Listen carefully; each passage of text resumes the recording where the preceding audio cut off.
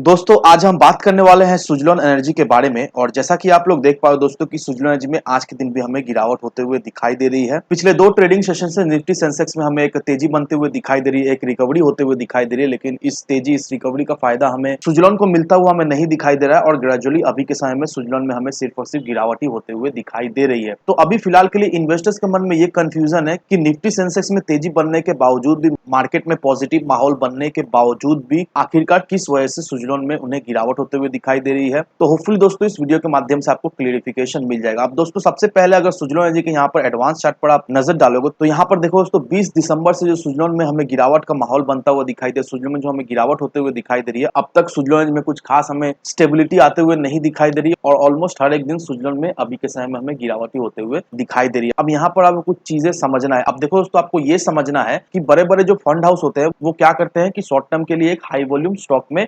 Invest करते हैं ताकि उन्हें शॉर्ट टर्म से ज्यादा रिटर्न मिल सके। और फॉर एन एग्जांपल देखो दोस्तों सुजलॉन एनर्जी हुआ या फिर यस बैंक हुआ, ऐसा काफी सारे स्टॉक है जिसमें बहुत ही हाई वॉल्यूम हमें होता हुआ दिखाई देता है। और बेसिकली अगर आप नोटिस किए होंगे तो ये सारे स्टॉक में एक डेढ़ रुपए का एक डिफरेंस हमें बनता हुआ दिखाई देता है। दैट मीन्स अगर तेजी बनती है तो एक डेढ़ रुपए का तेजी बनता है ये सारे स्टॉक में, और उसके बाद से फिर से प्रॉफिट बुकिंग होना शुरू हो जाता है। समझने के लिए ये देखो 20 तारीख से सुजलॉन में प्रॉफिट बुकिंग होना शुरू हुआ, फिर ये स्टॉक हमें ऑलमोस्ट 9 रुपए के करीब जाता हुआ दिखाई दिया, फिर यहाँ से हमें तेजी बनते हुए दिखाई दी, ये स्टॉक हमें 11 रुपए के लेवल तक जाता हुआ दिखाई दिया, और उसके बाद से ग्रेजुअली अभी हमें गिरावटी होते हुए दिखाई दे। तो यहाँ पर देखो दोस्तों 9 रुपए से 11 रुपए, दैट मीन्स ऑलमोस्ट 2 रुपए का डिफरेंस हुआ ना। तो बेसिकली ये बड़े बड़े फंड हाउस क्या करते हैं कि ऐसे हाई वॉल्यूम स्टॉक में इन्वेस्ट करते हैं शॉर्ट टर्म के लिए, और जैसे ही एक दो रुपए को उन्हें प्रॉफिट होता है वो लोग क्या करते हैं उस स्टॉक से एग्जिट करना शुरू कर देते हैं। अब देखो दोस्तों ये एक दो रुपए जो है वो कम गेन नहीं है, क्योंकि जो बड़े बड़े जो फंड हाउस होते हैं वो 100 क्वांटिटी, 1000 क्वांटिटी, 2000, 10,000 क्वांटिटी नहीं खरीदते, तो वो एक बल्क डील करते हैं, वो बड़े बड़े क्वांटिटीज खरीद कर रखते हैं। और अगर एक दो रुपए का उन्हें प्रॉफिट भी होता है तो देखा है तो उन्हें एक बहुत ही ह्यूज प्रॉफिट उनसे बन जाता है। तो ये चीज आपको समझना बहुत ही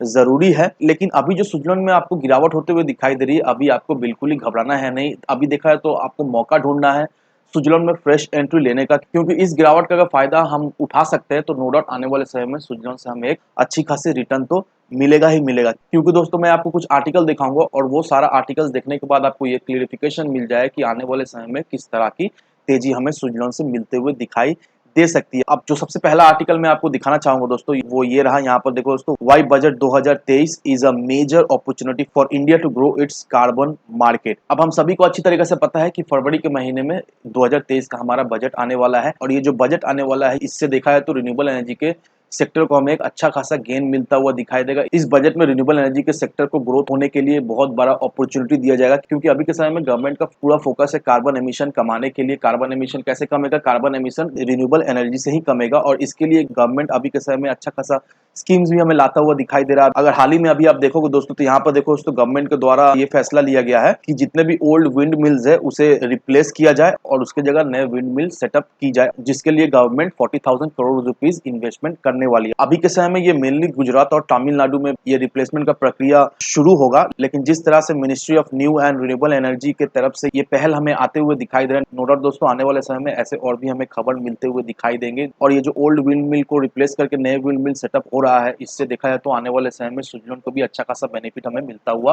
दिखाई देगा, क्योंकि देखा जाए तो इस सेक्टर में सुजलॉन का एक्सपर्टीज काफी ज्यादा है। बड़े बड़े प्राइवेट सेक्टर से भी सुजलॉन को हमें अच्छा खासा ऑर्डर्स भी मिलता हुआ दिखाई दे रहा है, और साथ ही साथ सुजलॉन का सर्विसिंग बिजनेस भी one of the main USP है सुजलॉन का। तो नो डाउट दोस्तों आने वाले समय में सुजलॉन को इससे एक अच्छा खासा हमें बेनिफिट तो मिलता हुआ दिखाई देगा ही देगा। साथ ही साथ गवर्नमेंट ने ये जो डिसाइड किया है एवरी सिंगल 8 गीगावाट का विंड पावर प्रोजेक्ट का बिड करने के लिए 2030 तक, तो नो डाउट दोस्तों इस बिडिंग प्रोसेस से भी आने वाले समय में हमें सुजलॉन को बेनिफिट तो मिलता हुआ दिखाई देगा ही देगा। तो ये जो भी आर्टिकल्स मैंने आपको दिखाया दोस्तों, ये सारा आर्टिकल्स एक ही चीज इंडिकेट करता है कि नो डाउट सुजलॉन में बहुत ज्यादा ही अपॉर्चुनिटी है। अगर इस गिरावट का फायदा हम उठाकर सुजलॉन में मिनिमम 4 से 5 साल के लिए होल्ड करके रखते हैं तो नो डाउट दोस्तों आने वाले समय में सुजलॉन से हमें एक अच्छा खासा रिटर्न तो मिलेगा ही मिलेगा। सजेशन यही रहेगा दोस्तों, अगर सुजलॉन में और भी आपको गिरावट होते हुए दिखाई दे रही है तो आप बाय ऑन डिप्स का स्ट्रेटेजी यूज करें, बिल्कुल ही ना घबराएं। अगर आपको आने वाले समय में सुजलॉन में और भी गिरावट होते हुए दिखाई देती है, मोस्ट प्रोबेबली जो सुजलॉन में हमें गिरावट होते हुए दिखाई देती है कहीं ना कहीं ये 9 रुपए 30 पैसे तक हमें थमता हुआ दिखाई देगा, उसके बाद से फिर से हमें एक तेजी बनते हुए दिखाई देगी। तो इन सारे फैक्टर को कंसिडर करो, उसके बाद ही अपना एक इन्वेस्टमेंट डिसीजन लो। लेकिन दोस्तों मेरी आपसे एक ही विनती रहे कि विदाउट एनी डिटेल रिसर्च के बिना कहीं पर भी इन्वेस्टमेंट ना करें।